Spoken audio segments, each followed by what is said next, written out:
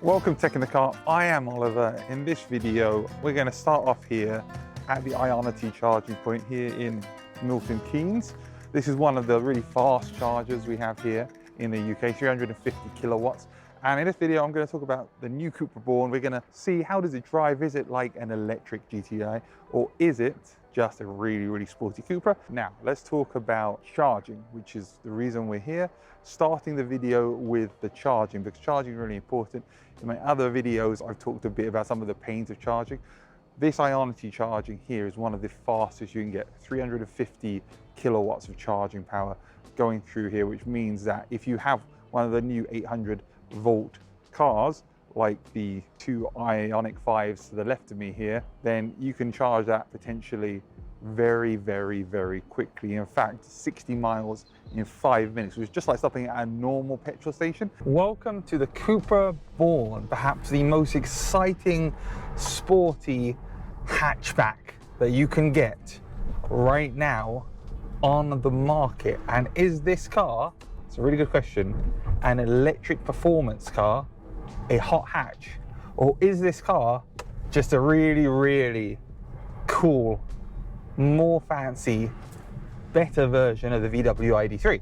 We are going to go to Richmond Park. Now, we're in an EV, and EVs are all about the environment, but EVs are also very fast. And this car has 204 horsepower.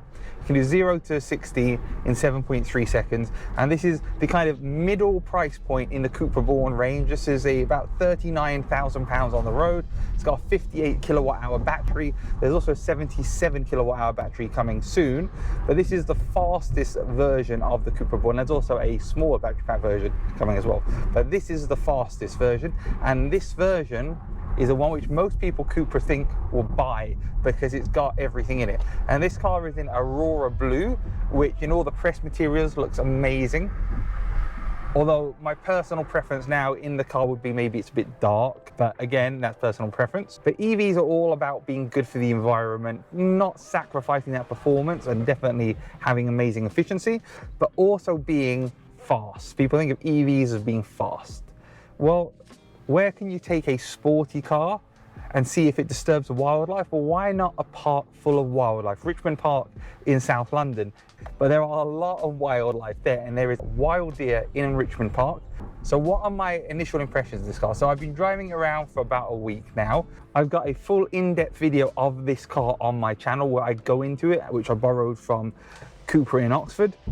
What better test of a car's ability to drive than in London traffic in the evening when it's busy on a hot day where it's 26 degrees outside.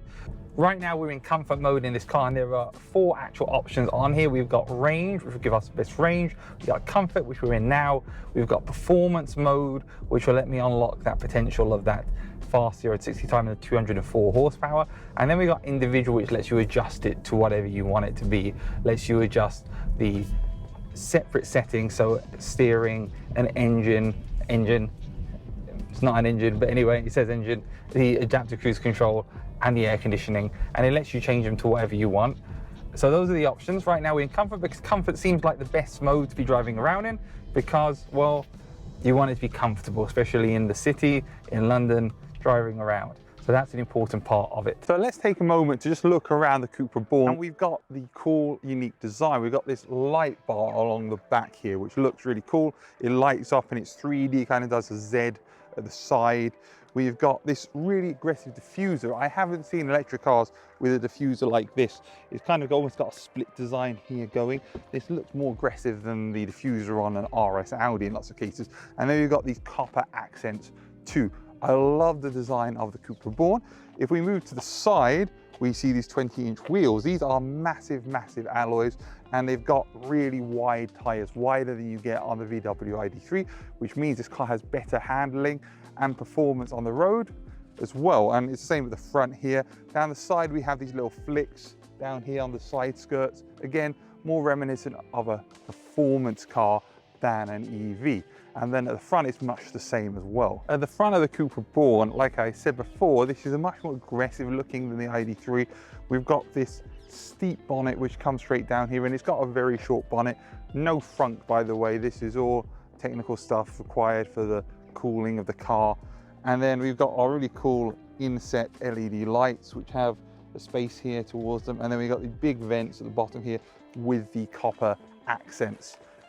It's just super, super, super aggressive. But you know, this is just a really attractive looking car. And it's very, as I said, unique in the car world of EVs.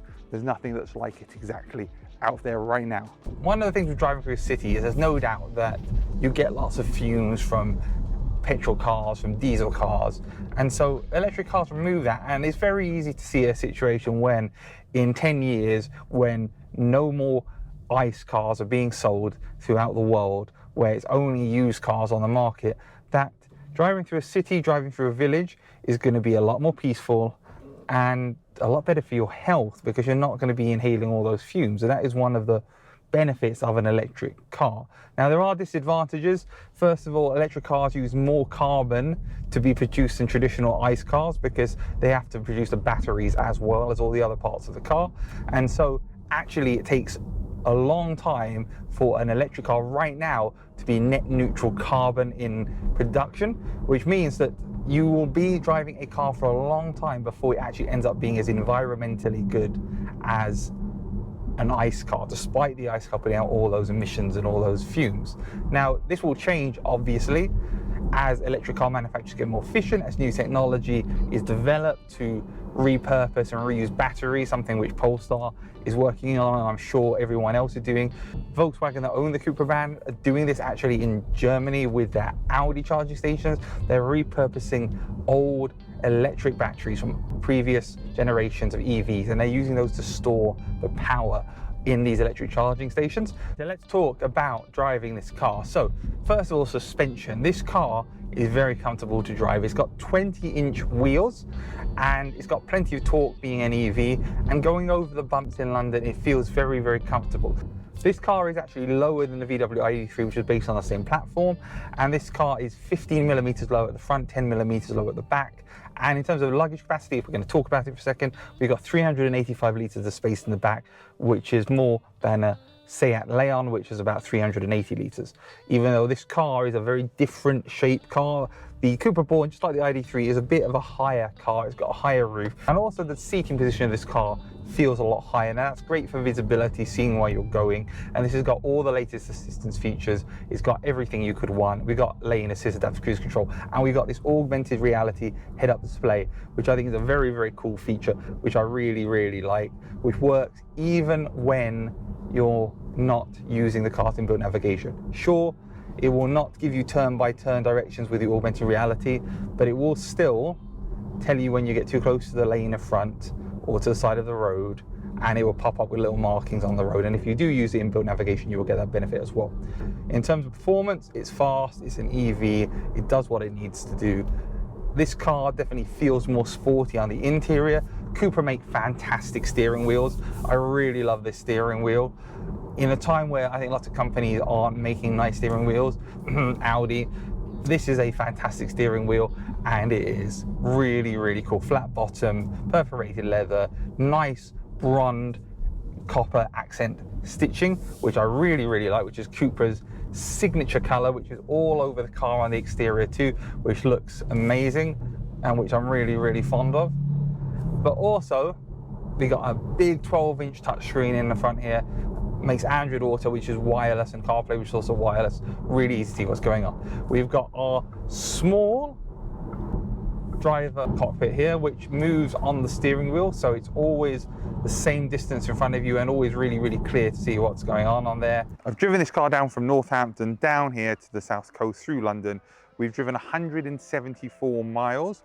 The car has about 54 miles of range, so it's telling me, therefore, the actual range of this car is about 226 miles. Well, the range when I filled it up, like I said, originally was 228 miles. So it's basically telling me that if this is accurate, this is within a couple of miles of what it told me. So that is pretty accurate, and I'm impressed with that, because normally what it says isn't necessarily what you actually get in real life. The WLTP range on this car with the 58 kilowatt hour, 204 horsepower is 264 miles. So we've obviously got 226 miles of actual range, or it would be, because it does seem to be pretty accurate, like I mentioned. So what that means in the scheme of things is we're about 40 miles out between the WLTP range and the actual range. Now that's similar to what I saw with the Polestar 2. That was having a WLTP range of about 280 miles, and I was getting about 250 miles. So it does seem that, at least from my experience, that the WLTP ranges seem to be 40 to 50 miles less than the actual ranges currently. There are some exceptions to that. Some of the newer cars, like the Lucid Air, which is a very expensive car, over $160,000 in the US, has 500 miles of range, and it says it has 500 miles of range. So that might change as battery technology improves. But overall, I'm impressed with the range, I'm impressed with the performance, I'm impressed with the driving of this car. It's a pretty nifty, cool car. It looks good, it's eye-catching, and I love the interior. The interior is a big step up from the ID3. How are the brakes in this car? Well, they are pretty good. You definitely feel them doing their job. How is the steering? The steering is quite precise. This is, of course, a rear motor, rear wheel drive car, which means it definitely gives you a little kick, especially when you put your foot down with that electric torque. And it just feels like a much higher quality interior than you get in the ID3. It's much better in here. It's more comfortable, it's more luxurious, it's just more. This is more than the ID3 is, and it's good for that. So we're here at Richmond Park. So let's talk about the CUPRA Born here. This car is a really sporty looking car. It's definitely more sporty looking than the ID3. We've got a lower front in design. We've got lots of copper accents. We've got massive 20-inch wheels on this V3 version. It's just all around a lot more exciting, a lot more tempting. And if you go up, if you're able to get the eBoost version, which has got the 77 kilowatt hour battery, then you're able to enjoy that boost. And that's even cooler because you've got a little button you can press to overtake. Now I'm sitting here in Richmond Park. There are cyclists going past all the time. You can probably hear them behind the camera. And I was driving between them and they weren't bothered. I didn't get anybody complaining. I didn't get anybody asking me what I was doing driving my loud, fast car in the middle of the park. It was just nice and quiet and silent, and the deer were walking alongside the road, minding their own business quite happily, and even now they're all there. But I get all of that from this really cool looking car. Now at £39,000 on the road, is this the best value EV you can get? No, there are cheaper EVs and there are also much more expensive EVs.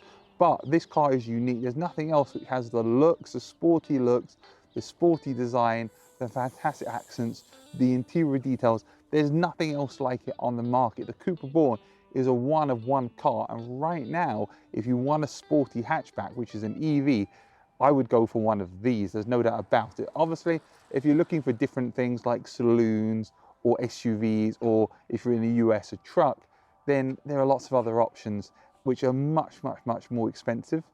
And I've reviewed some of them on my channel. This is a unique car. This is very, very individual. It's something which gets attention, but also flies under the radar at the same time.